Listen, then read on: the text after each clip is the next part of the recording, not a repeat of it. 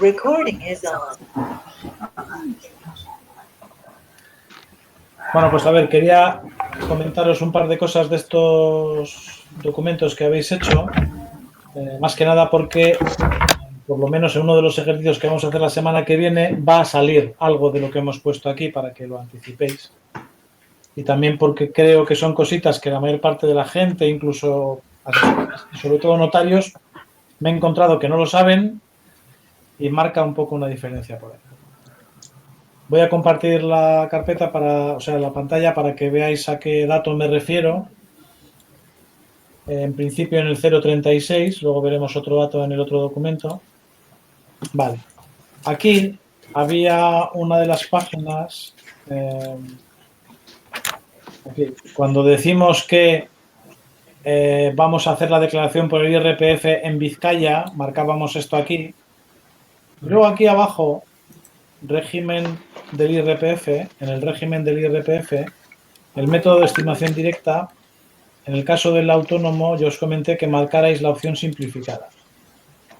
En el caso de la sociedad limitada, en principio no habría que marcarla. Bueno, os comento qué es esto y qué diferencia hay entre marcar esta casilla y no marcarla. Ya veis que mecánicamente es solo un gesto, la marco o no la marco, pero luego tiene determinada incidencia en los impuestos que se van a pagar, ¿vale? Bueno, estimación directa lo que significa es que el beneficio se va a obtener restando ingresos y gastos. Eso sería estimación directa, ¿vale? Cojo los ingresos, le resto los gastos, lo que me queda es el beneficio. ¿Qué me pasó yo? Eso sería estimación directa, ¿vale? O sea, ingresa menos gasto y ya, ¿no? Ingreso menos gasto, sí. Pero, por lo que ya habéis visto por la parte de contabilidad, en la partida de gastos hay una serie de elementos que sí se restan y que no son gastos del todo. Por ejemplo, las amortizaciones. ¿Os suena eso? ¿Amortizaciones? Sí. Y los deterioros. ¿Os suena también lo de los deterioros? Sí. Las provisiones. Sí. Bueno, se restan de los ingresos y no son estrictamente gastos. Hay una normativa, además, para poder hacer las amortizaciones y los deterioros de acuerdo con las normas de Hacienda. Vale, pero Hacienda establece también que se pueda hacer la determinación de los objetivos con la modalidad simplificada, que significa que me deja restar ingresos y gastos excepto las amortizaciones. No me deja restarme las amortizaciones. Eso es la principal diferencia en la modalidad simplificada. ¿Por qué? ¿Por qué? ¿Vale? Ahora vamos a comentar por qué y en qué grado afecta eso, ¿no? ¿Excepto amortizaciones o los deterioros también? Amortizaciones y deterioros, las dos cosas, sí. En la modalidad simplificada no puedo restar esos dos conceptos de los ingresos, ¿vale? Ni amortizaciones ni deterioros. Vale. Sería ingreso menos gasto, excepto las amortizaciones y deterioros, entonces. Eso es, en la modalidad simplificada. Ya veis que aquí pasa un poco desapercibido, ¿eh? ¿Lo marco o no lo marco? Va, no sé qué hacer. La mayor parte de los notarios, si le dices que te rellenen esto, te dejan esa casilla en blanco. Y al no marcar, ¿lo que pasa?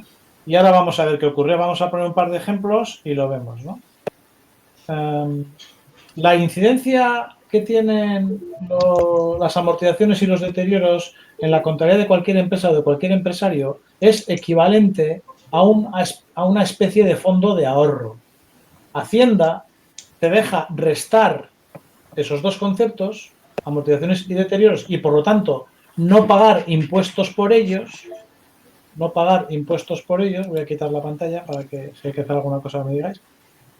De tal forma que eso que te ahorras con los impuestos que no pagas contribuya a que si en un momento determinado tienes que cambiar un ordenador o tienes que cambiar un coche o tienes que hacer frente a una deuda de un cliente que no te ha pagado, pues eso no suponga la quiebra de la empresa o que los socios tengan que volver a poner capital. Esta parte de explicación de las amortizaciones con lo que he comentado más o menos, ¿lo veis? Pues no. ¿Puedes repetir, por favor? Es que no me he ido. Sí, mirad. Si yo voy a haceros, si queréis un poco con números dichos así sin más, ¿eh? Si hace falta pongo una pantalla y los escribo para que los veáis, ¿eh? Si yo tengo unos ingresos de 100.000 Sí, y unos gastos normales de 60.000 sí. y luego amortizo por 10.000, Ujú, pues me queda un beneficio de 30.000. Más Sí. o menos lo veis. ujú. Bueno, igual, si os parece, igual pongo una pizarra aquí para que lo veáis y os hago los números para que los veáis mejor. Este se está grabando, ¿no? En todo caso. Sí, se está grabando, Vale. pero igual si solamente digo los números es más fácil que nos perdamos. No, ya Y está. pongo una pizarrita, escribo algo y lo veis. Vale, vamos a ver. La puerta, lo que sí. Ay.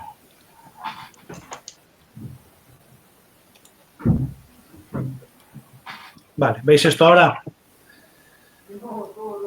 Sí. Sí, pero un pelín más grande tienes que ponerlo. Yo lo veo. Ay, ay, ay.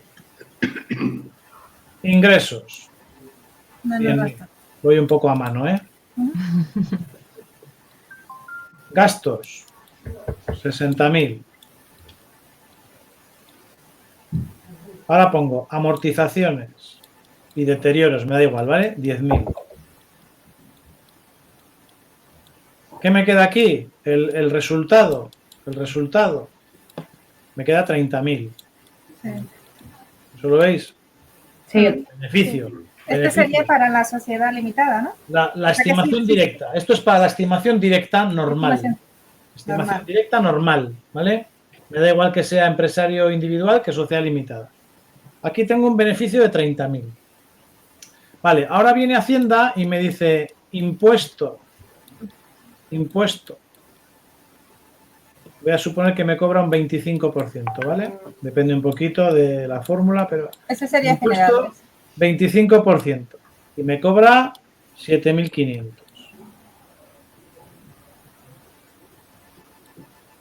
¿Se ve? Ujú. Me quedan, para el empresario, 22.500. ¿Se ve? Sí. Pero además, en caja, tengo 10.000 más. Porque esto de las amortizaciones sí. lo he restado, pero no se lo he pagado a nadie. Ujú. ¿Vale? Yo aquí tengo 32.500 euros libres, ¿vale? Con la estimación directa se hace así. Con la estimación directa se hace así. Estos 10.000 no me los puedo inventar. Tienen que salir de una tabla relacionada con los elementos del inmovilizado que tengo, etcétera, ¿vale? Sí. ¿Vale? Eso lo recordáis, las amortizaciones salen de ahí, ¿eh? No me Eso los lo puedo sabe. inventar. Tienen que salir de la tabla del inmovilizado, de lo que tenga, ¿vale? Pero si lo tengo, pues con esta sería la cuenta de la estimación directa, ¿vale? Estimación directa, normal. Directa, normal. Voy a hacer lo mismo ahora con la estimación simplificada. Estimación simplificada. Los ingresos son 100.000, exactamente igual. Los gastos son 60.000. Y no me dejan restarle amortizaciones ni deterioros. Con lo cual tengo un beneficio de 40.000. Si pago también el 25%, estos son 10.000, me quedan libres 30.000. ¿Veis la idea? Entonces, El cálculo es diferente, ¿vale? pero compensa más entonces la estimación directa, ¿no? Normal. No, ahora lo vamos a ver. En principio quiero que veáis el funcionamiento. Y de un funcionamiento u otro hay una diferencia de dinero en pago de impuestos o en ahorro. ¿Se ve? Aquí pago 10.000 euros de impuestos, aquí pago 7.500 euros de impuestos. ¿Lo veis? Claro, porque el resto a la base imponible sería otra. Y Eso, si tuviéramos una amortización tendríamos que utilizar la directa, ¿no? Bueno, eso es lo que quiero daros ahora, ejemplos de tipos de empresas y de características de las empresas para que veáis que esto no se puede poner a piñón fijo. Y es un poco lo que a veces tengo algunos conocidos que trabajan en notaría y todo eso, y ellos tienen una especie de plantilla y siempre te lo hacen todo igual. ¿Vale? Y esto conviene analizar un poquito. Y ahora os voy a poner un ejemplo, dos ejemplos más o menos reales para que veáis cómo influye, ¿no? Imaginaos el caso de este que habéis hecho, el 036 de Andoni, que él quiere montar un bar, quiere coger un bar, que sea su negocio, ¿no? ¿Vale? Y coge el bar en alquiler. No compra el local. El bar está ya montado y lo coge en alquiler. ¿Vale? La máquina de café tampoco la compra. Se la pone el proveedor de café a cambio de que venda su café. ¿Veis? Las mesas de la terraza no las compra, se las pone el de la cerveza a cambio de que venda la cerveza. ¿Entendéis esto? Sí. Incluso supongamos que coge una furgoneta, pero la coge por renting, alquilada la furgoneta. ¿Se ve? O sea, no tiene inmovilizado, no compra productos, no hace inversiones, todo lo tiene alquilado. ¿Se ve? ¿Cuánta amortización va a poder hacer? Ninguna. Pero como no tiene inmovilizado, no puede hacer. ¿Se ve esto? No puede hacer amortizaciones. ¿Correcto esto? Sí. Vale. Y ahora voy a poner otro caso. Y es el mismo Andoni, sí que quiere montar un bar, pero busca un local más o menos bien situado que le cuesta 350.000 euros. Y lo compra. Con préstamo, pero lo compra. Además, lo tiene que acondicionar y se gasta otros 100.000 euros en la obra. Y compra el mostrador, que es de una madera especial muy bonita que le cuesta 200.000 euros el mostrador. Y compra la máquina de café para luego él, porque ha visto una italiana que la hace de maravilla. Y compra las mesas y compra la furgoneta y se gasta 1.000.000 de euros en comprar cosas. ¿Cuántas amortizaciones va a tener? Un montón. Mucho. ¿Veis eso? Todo lo que comprar.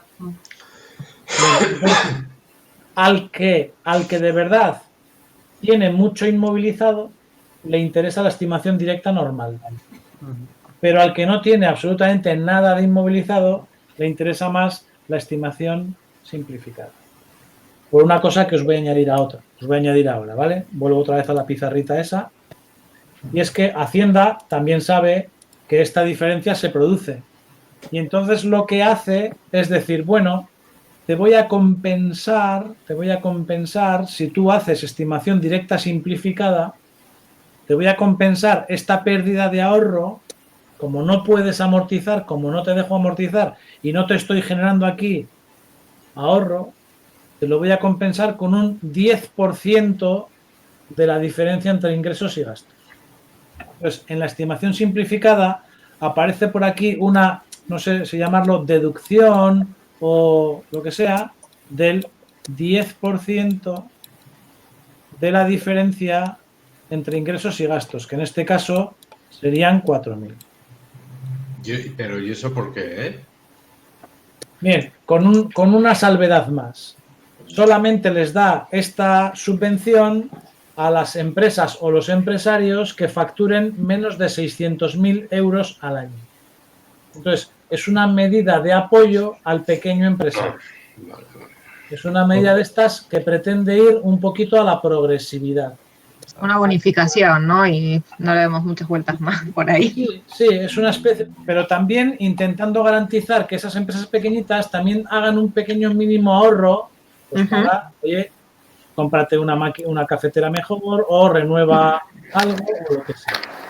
Entonces, el sistema simplificado tiene esas dos peculiaridades. No puedo deducirme amortizaciones, a cambio de ello me puedo deducir un 10% de la diferencia entre ingresos e ingresos. Si mi facturación anual es inferior a 600.000 euros. O sea, pequeñas empresas. ¿Se ven? ¿Y eso es justo? ¿Eso es? ¿Eso es justo? Bueno, entra dentro de esos principios que decíamos de... Incentivo fiscal, ¿no? Claro, entra dentro de la progresividad, entra dentro de la capacidad económica. Un empresario que no llega a facturar 600.000 está calificado como con los salarios de menos de 20.000. Hace una equivalencia algo parecida. ¿Vale?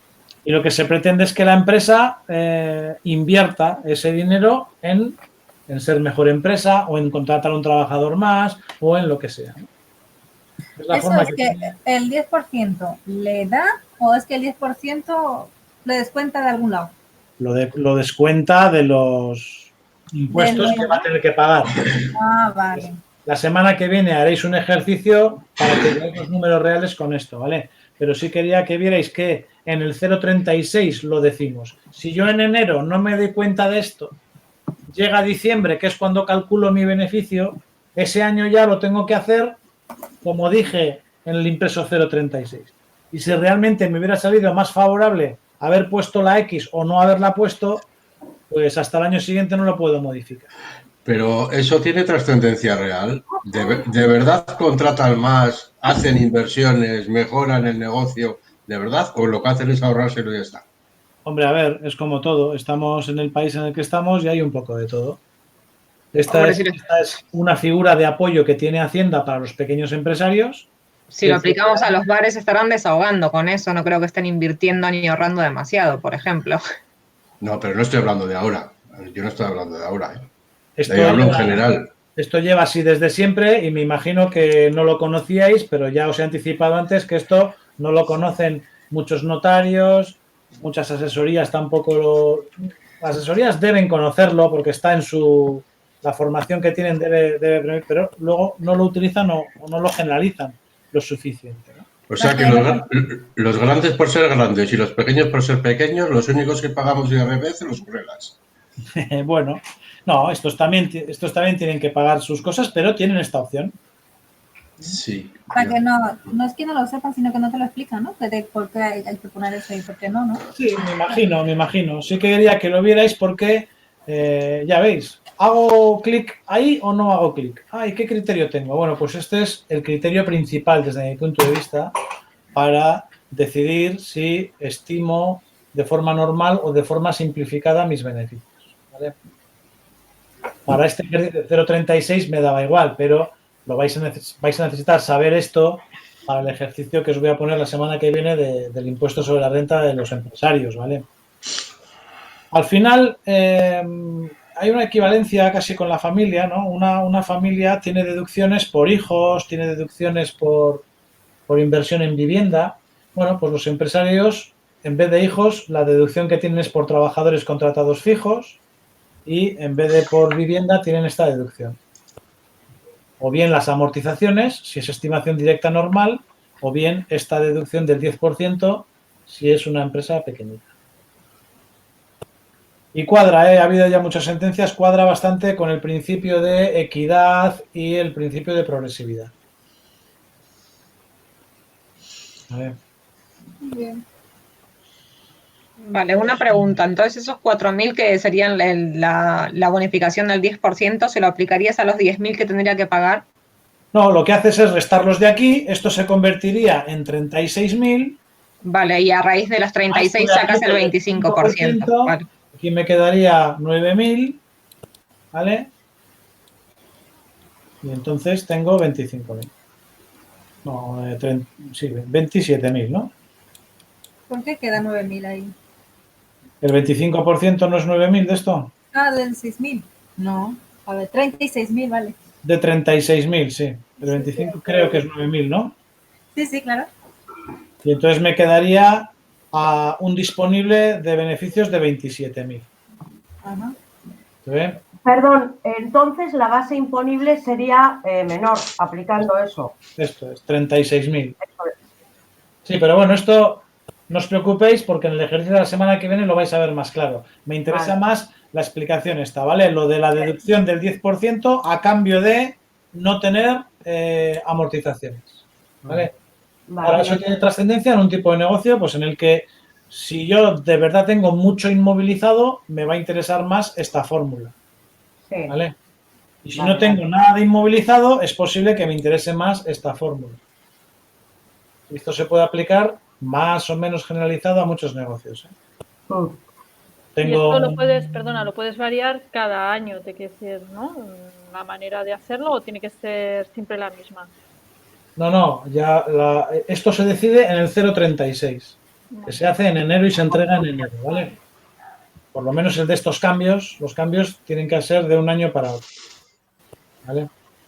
En base a Vale, pero nada, entonces puedes amortizar algo y luego cambiarte a la simplificada, ¿no? Pasado el tiempo de amortización que te convenía, luego te puedes pasar a la simplificada. ¿O Sí, no? si no has superado ese límite de 600.000 euros, Vale, de un año a otro haces tus números y decides. ok. Bien.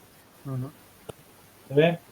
Hace no mucho tiempo, el marido de una prima me consultó, claro, él es transportista, transportes internacionales hace, y estaba trabajando para una empresa, pero bueno, pues se planteó la opción, la propia empresa le planteó que él fuera autónomo, ¿vale?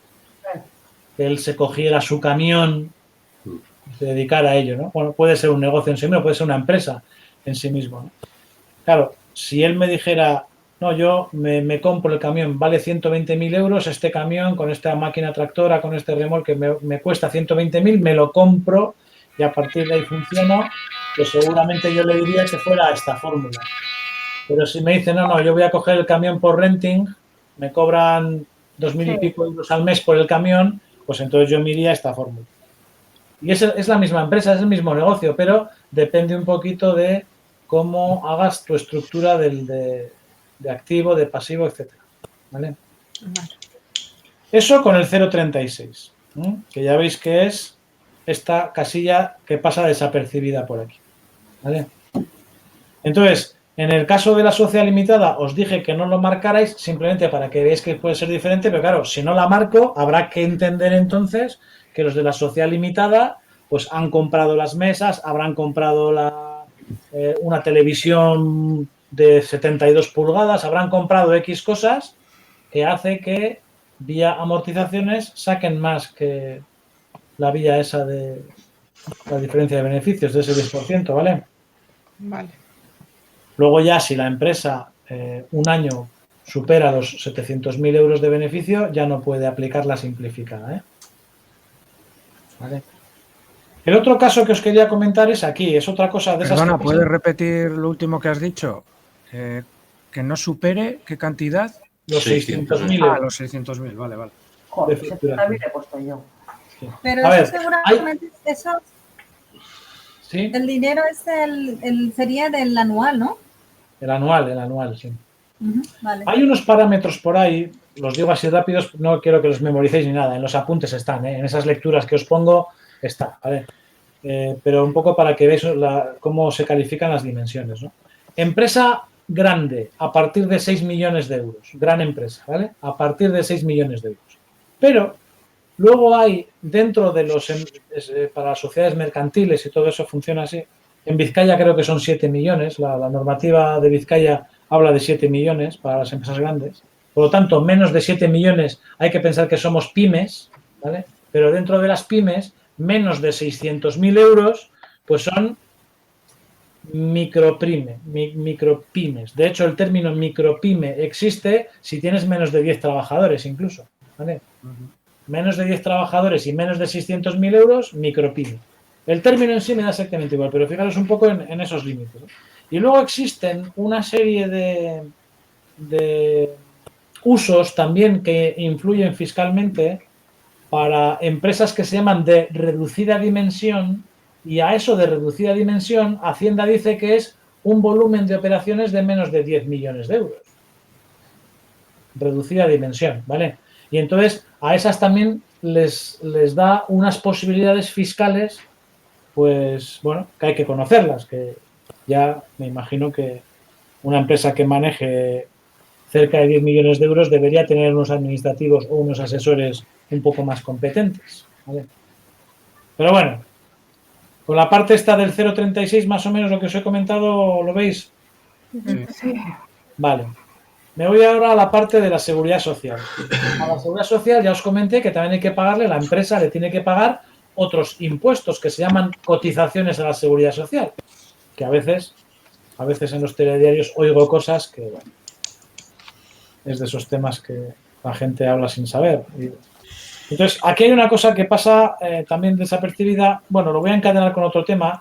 Algunos ya me lo habéis hecho tal y como voy a decir. En el 036 no debemos poner, en el de la sociedad limitada, en el 036 de la sociedad limitada, no debéis poner el CIF. Cuando se hace el 036 de alta, tú todavía no sabes tu CIF. Cuando eres una sociedad, una comunidad de bienes, una asociación, tú no sabes tu CIF, entonces ese dato lo dejas en blanco. Prácticamente en el día o al mismo día Hacienda te da un CIF provisional. ¿Y dónde iría el CIF allí, en todo caso? ¿Cómo? ¿No he oído? ¿El CIF dónde lo pondrías allí? Ahí no hay, no, yo no, pues no he visto ni dónde va el CIF de ese. En el 036, en el 036 de la sociedad limitada, el CIF iría aquí. ¿Dónde? Tú aquí pondrías el CIF de la sociedad limitada y aquí pondrías las 3 tazas SL. Pero en este caso ahí hemos puesto el DNI de la persona que ha solicitado, ¿no? Sí, porque este es el 036 del empresario individual. Pero en el otro 036 de la sociedad limitada, aquí habría que poner el CIF y aquí el nombre de la sociedad limitada. Y no debéis poner el CIF aquí. ¿Vale? Porque no lo sabéis. Cuando una empresa se abre por primera vez y se da de alta en Hacienda, el número se lo tiene que dar Hacienda. ¿Vale? Okay. Pero al cabo de poco tiempo, Hacienda te lo dice y te da una tarjeta con el CIF individual. ¿Por qué digo esto? Porque luego el alta a la Seguridad Social se hace varios días o incluso varios años después. ¿Vale? Y cuando vas a hacer el alta en Seguridad Social, ya sí que sabes el CIF, aunque sea el provisional. Entonces, este dato sí se puede poner en el TA6. ¿Vale? En el 036, de las 3 tazas, no debería poner este CIF, pero en el TA6 de la sociedad limitada ya sí que lo podemos poner porque lo sabemos. Temporalmente, quiero decir, ¿vale? Lo que no sabemos es este número. Este campo debe ir en blanco en el TA6. ¿Vale? Porque ocurre lo mismo. Cuando yo me doy de alta en la Seguridad Social, quien me da el número es la propia Seguridad Social. Y me lo dará cuando reciba este impreso y lo tramite. Luego yo no lo puedo poner. ¿Se ve? Y también al cabo de poco tiempo, la Seguridad Social me mandará una comunicación diciéndome cuál es el número de cuenta de cotización. ¿Vale esto? Sí. Bien, no es un fallo grande, simplemente para tenerlo en cuenta. Luego, esta información que aparece aquí de registro, esto es obligatorio. De hecho, si en la vida real no lo ponéis, el administrativo o la administrativa que reciba este documento en la Seguridad Social os va a llamar o os va a enviar una comunicación. Oiga, subsane usted esta falta de datos, ¿vale? Y normalmente nos van a dar 10 días en general, ¿vale? Tanto Hacienda como Seguridad Social, si entregamos un documento en el que faltan datos, os lo va a comunicar y lo lógico es que os den un plazo de 10 días para que aportéis esa información. Pero esta información es obligatoria. ¿Eso, José, viene en el acta de constitución de la sociedad? Sí, claro. A ver, no es que venga en el acta. Tú cuando redactas el acta es lo mismo. Tú haces los estatutos, los haces con tus socios, te puede ir a un notario y ya está. Pero uno de los trámites que tenéis que hacer es llevar ese acta de constitución, la tenéis que llevar al registro mercantil de Vizcaya, que está en Deusto, en el edificio Vidarte. Hay que llevarlo, ¿vale? Me da igual en fichero que de otra forma, ¿no? Hay que llevarlo. Y allí, en el registro mercantil, es donde te dan estos datos. Oye, hemos inscrito tu sociedad en el tomo tal, libro tal, folio tal, hoja tal, y la inscripción es la primera o la segunda. Normalmente, si eres nueva, es primera inscripción. Las siguientes es por modificaciones. Y luego esos datos es obligatorio ponerlos aquí, correcto, pero además es obligatorio ponerlos en cada factura. Por cada factura que no tenga estos datos, Hacienda te puede poner una sanción mínima de 150 euros. ¿Qué factura? ¿La factura que vendes, dices? La factura que le des a un cliente. Las que emites, ¿no? Viene un cliente a tu empresa y te compra 2 cosas. Si tú le haces una factura, en la factura tienes que poner estos datos. Pues Pero en principio es válido como Pero un yo pensaba albarán, que ¿no? con el CIF era suficiente. No, pues no es suficiente. Hay que poner estos datos. ¿Por qué? Porque con estos datos le estamos garantizando a cualquier ciudadano el acceso a mis cuentas del año pasado o de años anteriores. Bueno, pues ya lo tiene en el registro. ¿Eh? Pero eso es con los El mayoristas. registro por algo, no, el registro Claro, es claro. público. El registro es público, el registro es público. Claro, cualquiera puede ir. Cualquiera puede ir, pero, a ver, y si tú vas al registro y le dices, oye, ¿me das las cuentas de Mercado. Pepe Social Limitada? Pues hombre, Algo me inventaré. no sabes el NIF, no sabes los datos del registro. Si los tienes, te los van a dar rápidamente. Si no, y son un poco amables, lo buscarán de alguna forma y te lo darán, ¿vale? Pero la normativa obliga a que estos datos que veis aquí sean públicos. Y No lo la forma sabía. de decirlo es, pónmelos en cada factura, ¿vale? Pero eso no ocurre, ¿no? Sí, si os fijáis, ¿Sí? la mayor parte de las facturas que A mí recibís me han dado un palo. lo tienen en letra muy pequeñita, o puesto abajo, o puesto en un lateral, ¿vale? Porque más de uno ya se ha llevado un sustito de 100 facturitas a 150 euritos. Yo no tenía ni idea. Pero eso es solo con los mayoristas, ¿no, José? Porque en los tickets de las compras o así, no, ¿verdad? Las facturas simplificadas, ya tickets no son, ¿vale? Las facturas simplificadas no hay obligación de poner estos datos.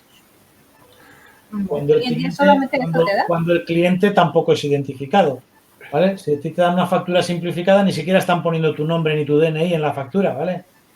Pero cuando tú haces una factura a un cliente identificándole al propio cliente con su nombre, su dirección, su DNI o su CIF, también tienes tú que identificarte de forma completa, poniendo tu nombre, tu dirección, tu CIF y todos los datos de tu registro. Si eres sociedad mercantil, ¿vale? Si eres empresario autónomo, no. Pero si eres sociedad mercantil, sí. Y ya veis que el primer documento donde aparecen estos datos obligatorios es en el TA6, cuando te das de alta en Seguridad Social. ¿Se ve? Y no te piden el documento, o sea, se fían de lo que pones ahí, es verdad. Bueno, en el caso de sociedades mercantiles, depende también un poquito. Aquí en Vizcaya, quien tramita esto es la oficina de Luis Briñas en Sestao. Entonces, a veces te piden el paquete. El paquete es los estatutos, la inscripción del registro y te piden todo. No solamente el TA6. Fijaros, no sé si está aquí abajo o arriba. Hay que aportar una serie de documentos en las instrucciones. Aquí, ¿veis? Datos de condición, solo para empresario colectivo, sociedades. Fecha y luego datos del registro. Hay que anotarlos, te ponen esto, hay que anotarlos y te los pueden pedir, ¿vale? En las instrucciones ya te avisan, tienes que ponerlos y te los pueden pedir para comprobar. No suelen pedirlos muchas veces porque lo pueden comprobar ellos rápidamente, ¿eh? Pueden llamar directamente al registro mercantil y pedir una nota o conectarse y verlo, ¿eh?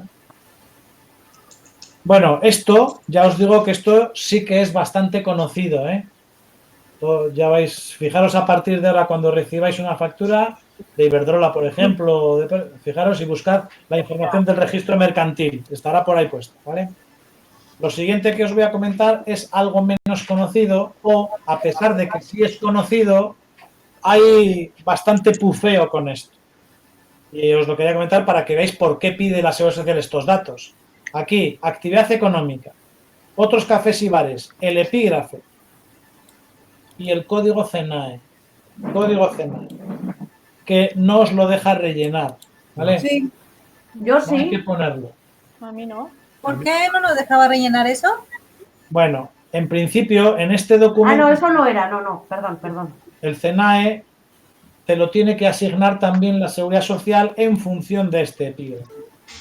No puedes tú decidir, me apunto al código que a mí me dé la gana. No, ¿por qué? Porque en función de este código van a ocurrir por lo menos dos cosas. Se te asigna un convenio colectivo y se te asigna otro impuesto que es el que se llama la tarifa de primas de accidentes de trabajo, ¿vale? Que lo tiene que pagar solamente la empresa, ¿vale?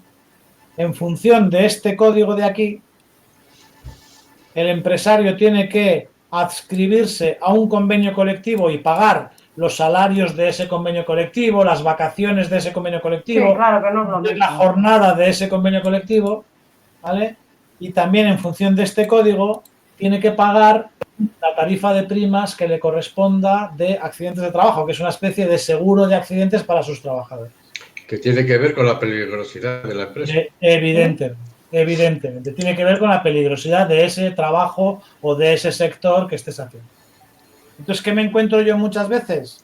Pues con algunos empresarios o incluso asesores de esos empresarios que tienen la costumbre de equivocarse. Me equivoco y soy de la construcción, pero te voy a aplicar el convenio colectivo de oficinas y despachos. Ya, sí. ¿Vale? O el químico y los demás. O, entonces, me imagino que conocéis esto ya, ¿no? O sonará. ¿Vale? Pues las empresas no pueden decidir aplicar el convenio que les dé la gana.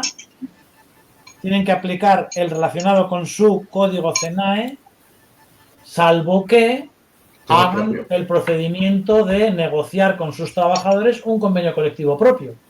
¿Y eso cómo lo notifican, José? ¿Cómo notifican el convenio? El convenio propio. El convenio propio muchas veces no hace falta notificarlo porque es un procedimiento que dura mínimo 9 meses en el que hay que negociar con los representantes de los trabajadores, hay que dar un espacio de consultas a todos los trabajadores, etcétera. Pero en cualquier caso, una vez finalizado ese periodo, el contrato el convenio, es obligatorio comunicarlo a todos los trabajadores a través de una modificación o una comunicación del contrato. A cualquier trabajador nuevo hay una cláusula del contrato en el que se le tiene que decir: a ti se te ha contratado con este convenio colectivo, y a los trabajadores que hubiera ya contratados hay que hacerles una hojita de comunicación de nueva condición de contrato, es nuevo convenio colectivo. ¿Y harías una modificación de este documento? Sí, evidentemente. Una vez que, imagínate que tú nace como bar, ¿no? Y debería aplicarse el de hostelería. Imagínate que esta es Marta, ¿no? La del ejemplo vuestro que os he puesto es Marta, ¿no? Que Marta vaya de listilla y deje esto en blanco. Lo deja en blanco, ¿vale? Y luego a los camareros y cocineros que contrata les dice: no, yo os voy a pagar con el convenio, bueno, incluso lo siguiente, ¿no? Para disimular, lo voy a pagar con el convenio de hostelería, no les dice nada más, pero les aplica el de hostelería de Almería, por ejemplo, ¿veis? Otra cosa que tampoco se puede hacer, ¿vale? Si el domicilio social y fiscal es Vizcaya, bueno, pues si nadie se da cuenta y nadie lo denuncia, no pasa nada. Pero la Seguridad Social tiene este código para controlarlo. Si luego alguien se da cuenta y obliga a que el empresario aplique el convenio colectivo que corresponda, hay que hacer un TA6 de modificación. Y si más adelante la empresa va bien y crecen mucho y hacen un convenio colectivo propio, ese convenio colectivo propio tendrá un código diferente y tendrá un nombre diferente. También hay que hacer otro TA6 de modificación para ponerlo. ¿Se ve? Todo esto es para que veáis que estos documentos intentan hacer cuadrar situaciones fiscales. ¿Por qué me vas a pagar? Por esto. ¿Cómo me vas a calcular? De esta forma. ¿Qué tarifa me vas a pagar y qué convenio vas a aplicar? Esto. Hay que decirlo cuando monto la empresa, cuando creo la empresa. ¿Veis la trascendencia de estos dos impresos? Sí. ¿Vale? Y bueno, las empresas que conozco que lo hacen medianamente bien o muy bien, pues lo que hacen es convertir esto en una estructura de costes. Oye, yo quiero montar una empresa, fiscalmente sé que me va a corresponder un importe de, imaginaros, 30.000 euros al año, y los salarios de tal convenio con 8 trabajadores sé que me van a suponer 70.000 euros al año brutos con todos los impuestos. Vea, tengo 100.000 euros de gasto ahí. Ya está, mi estructura de costes es 100.000. Si de verdad soy buen empresario, mi beneficio estará porque vendo más de 100.000. ¿Entendéis? Sí. Los que de verdad son buenos empresarios no les asusta esto, porque oye, ya sé, los costes son estos, venga, pues cumplo la normativa, incluso, oye, yo soy más cachondo que nadie, voy a pagar mejor. Mi estructura de costes va a ser un poco mayor porque soy mejor que nadie. Ahora lo que voy a hacer es de verdad demostrar que soy buen empresario, voy a conseguir buenos clientes, buen producto, buena calidad, buena fama, voy a vender bien. ¿Entendéis lo que estoy comentando?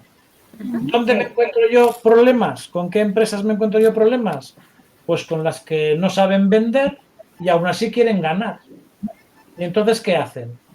Pues aplico un convenio más barato, se me olvida ingresar el IVA, te vendo más barato porque no te cobro impuestos, pufeo todo lo que puedo. Desgraciadamente son muchas. Yo he trabajado en casi todas, creo.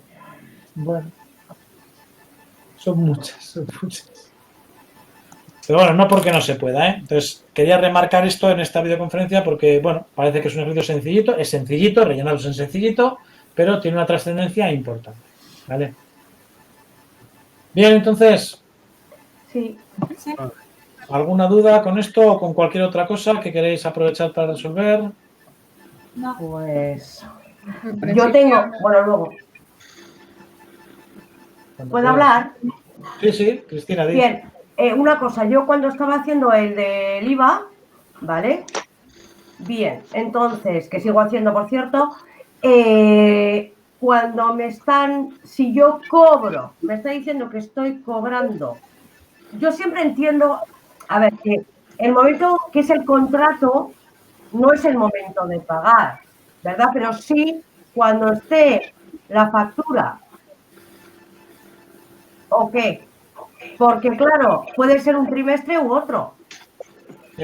En principio, el criterio general que utiliza Hacienda para reclamar el IVA es, Sí. se llaman el principio del devengo y eso está asociado a la factura. Vale, pero piensa que es en marzo, ¿verdad?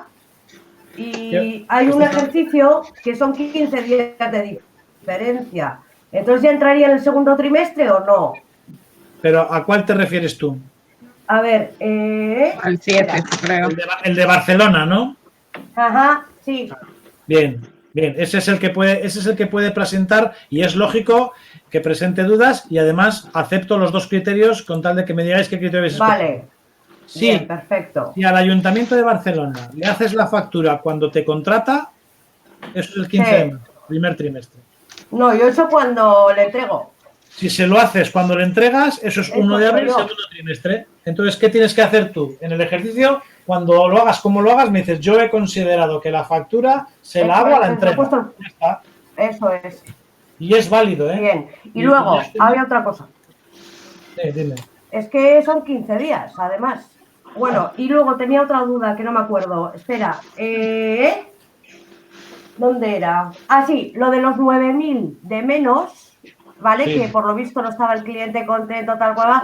Bien, entonces yo hago la factura primera y pongo debajo la factura segunda, en la cual a la venta le quito 30 y pongo 30.000 menos 9.000, que le he descontado de precio. Al principio he hecho, a ver, la factura normal para el precio y después he puesto 30.000 menos 9.000, modificación de factura. Del día 26 de febrero creo que era. 26 de enero. El 26 de enero vendes 30.000. Eso es. Vendes 30.000 Eso es. y tú anotas 30.000. Yo anoto 30.000, nada de te pago, no te pago. Yo he hecho todo de golpe. 30.000 iba tanto, pumba. Y luego Vale. el 2 de febrero Sí. anotas menos 9.000 y ya está. Menos 9.000. He puesto 30.000 menos 9.000 para que se vea clarito. Y luego he puesto el IVA, que va 4.000 y pico. ¿Eso está bien? No, 4.000 y pico no. Tú el 26 de enero tienes que poner 30.000 y el IVA que son 6.000 y pico. 6.300. Eso es. Eso Y es luego, lo que pongo en esto. Luego la de abajo. En la de abajo modificación- tú pones menos 9.000 en la base imponible no lo he puesto menos eso. 1.100, menos 1.890 en el IVA. Y ya está. Vale, lo pongo en negativo. Bien, pues lo he hecho mal. Vale, lo modifico.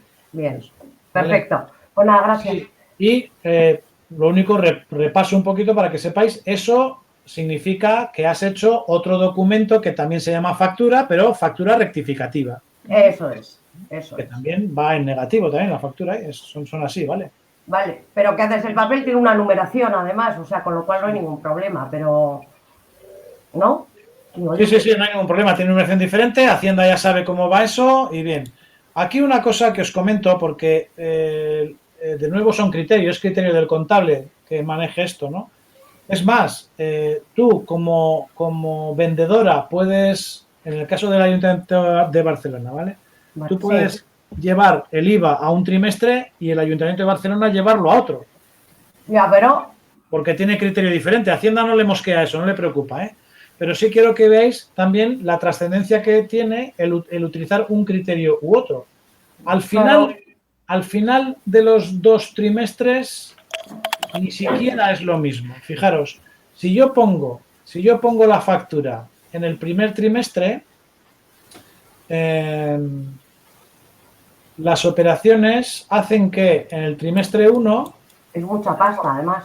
pago 20.000 euros, 20.000 y pico me parece que es, ¿no? No me acuerdo.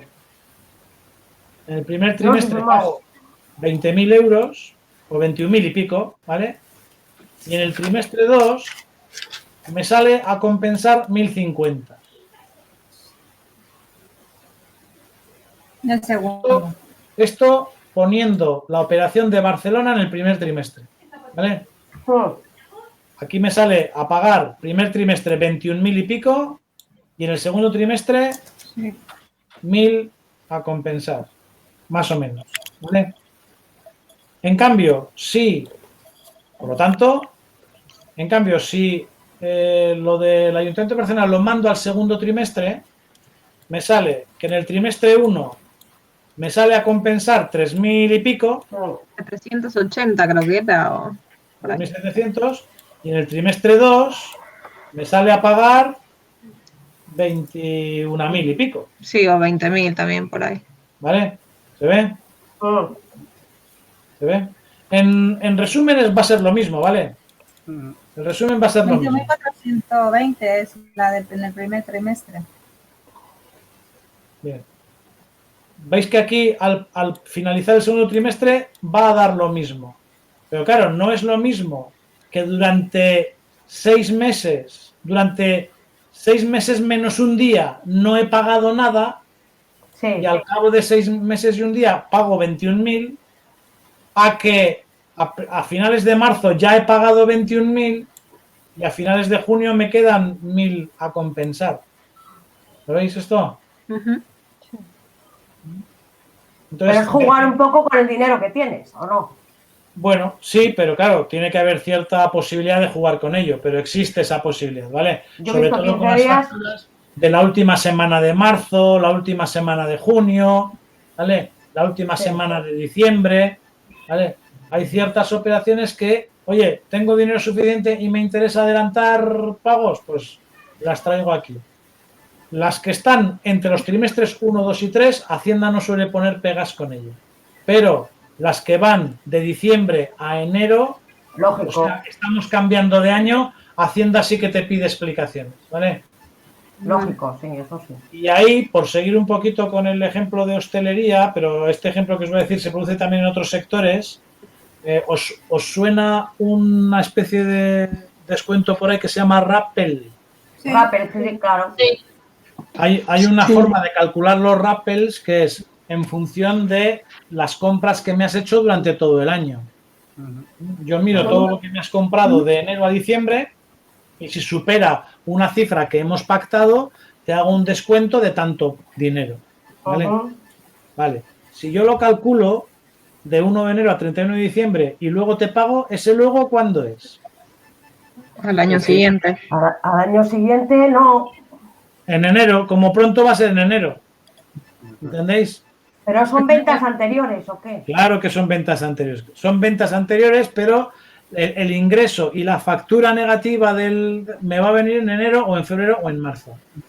Y afecta al IVA del último trimestre del año anterior. Eso digo, porque encima se paga el 31 de enero, ¿no? ¿O cómo era eso? Eso es. Bien, pues eso es una operación bastante habitual. Hacienda ya sabe qué pasa. Cuando detecta eso, te va a mandar una comunicación. Oye, no cuadra tu IVA con el de tu proveedor. Te va a decir eso, ¿vale? No cuadra tu IVA con el de tu proveedor. Y tú tienes que saber que si es por eso, lo que tienes que hacer es hacer una comunicación, ¿vale? Le haces un escritito y le dices, oye, ya he comprobado eso que me has dicho y no cuadra, evidentemente, por los rappels. Los rappels con estos proveedores ascienden a tanto, el IVA es tanto y es precisamente la diferencia que tú me dices. ¿Te lo puedo compensar en la declaración del primer trimestre del siguiente año? Y hasta ahora, todas estas comunicaciones que yo he visto, siempre Hacienda ha dicho que sí. No pasa nada, me lo compensas en el siguiente trimestre y ya está. ¿Vale? Bien.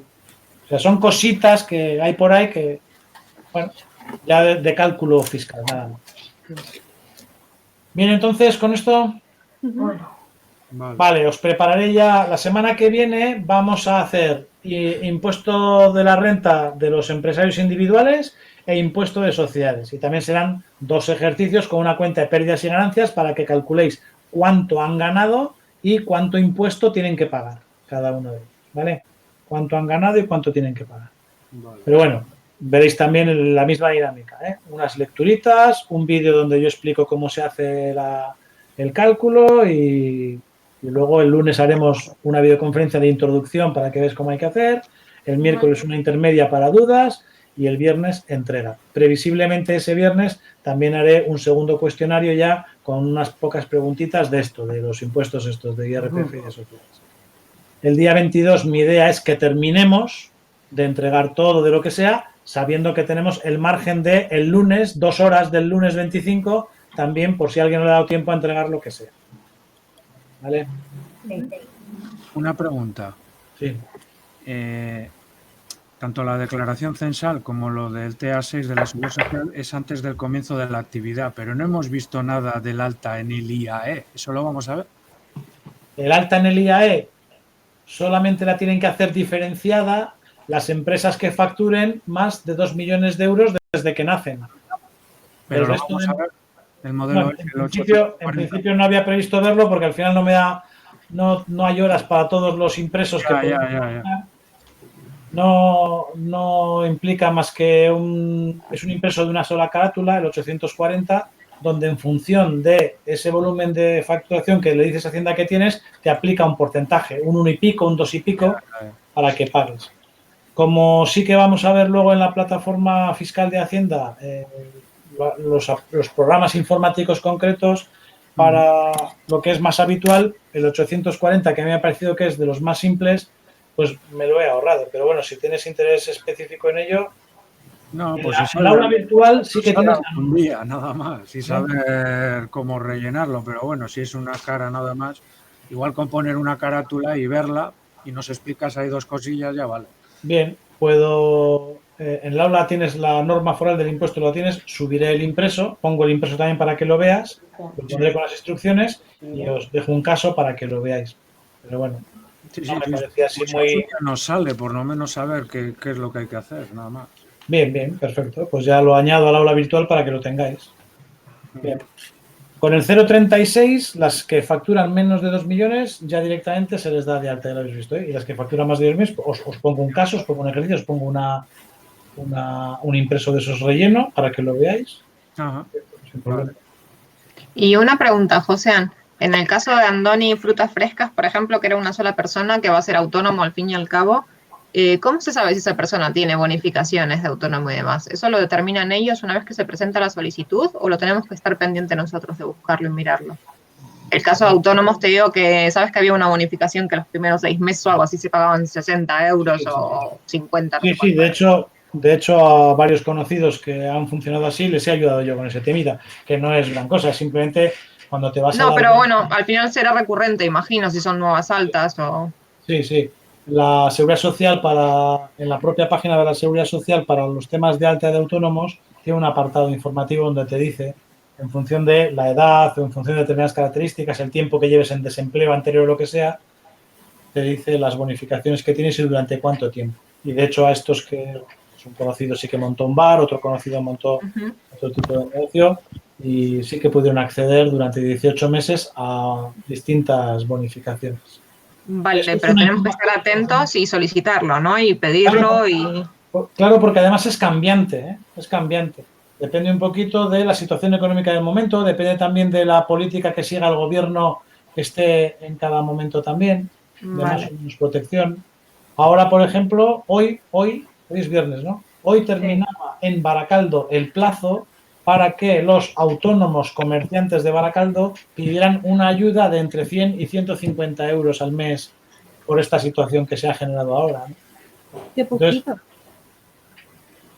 estas cositas, pues cuando surgen, tiene que ser pues estar un poco atento o tener a alguien que te asesore y que te lo diga. Vale. Imagino que todo que habrá que mirarlo y solicitarlo antes de presentar el 036.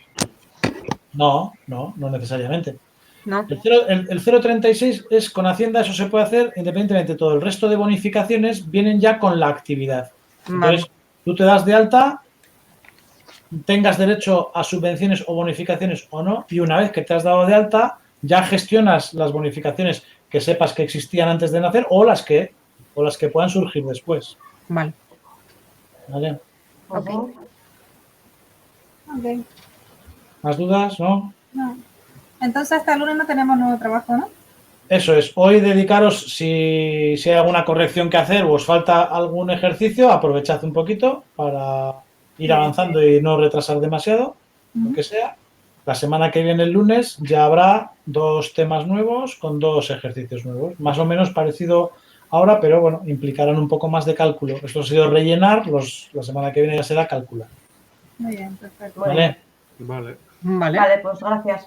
Venga. Hasta luego. Bueno, agur. Venga, agur. En unos minutos también pondré esto a la grabación en el aula virtual, ¿vale? Por si alguien quiere repasar. Vale, Perfecto. gracias. Vale, gracias. Venga. Agur.